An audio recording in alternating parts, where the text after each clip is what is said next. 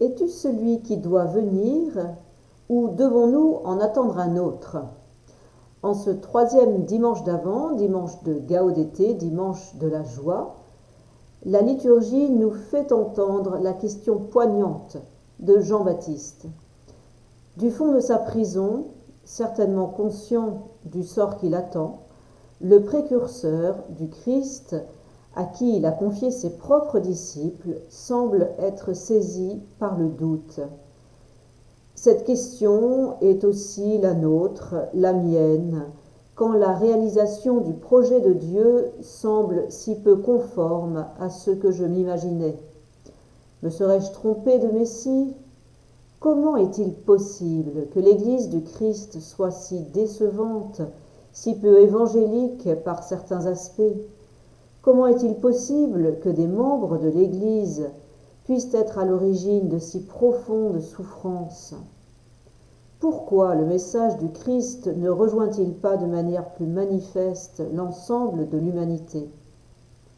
Ai-je raison de lui donner ma vie ? La question du Baptiste nous apprend que le doute fait aussi partie du chemin de foi et qu'alors, à son école, il nous faut tenir bon dans la confiance et l'espérance, à l'écoute de la réponse de Jésus.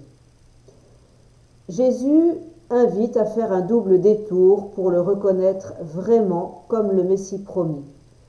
Un détour par l'Écriture. Sa réponse renvoie directement en effet à la promesse faite dans le livre d'Isaïe. Les boiteux marchent, les aveugles voient, etc. Dieu se révèle à nous dans sa parole.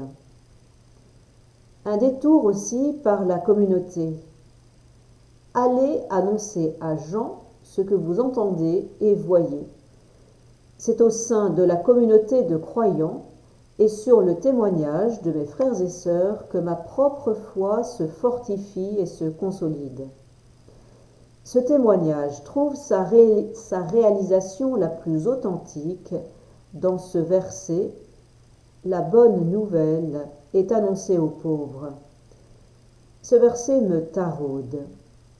Ce que l'Église appelle aujourd'hui l'option préférentielle pour les pauvres n'a justement pas un caractère optionnel. Saurons-nous, en cette fête de Noël qui approche, faire une place effective et une place de choix aux pauvres qui nous entourent? Pauvreté matérielle, existentielle. Saurons-nous leur annoncer par le témoignage de notre amour la bonne nouvelle de la venue de Dieu en notre chair? Bonne semaine.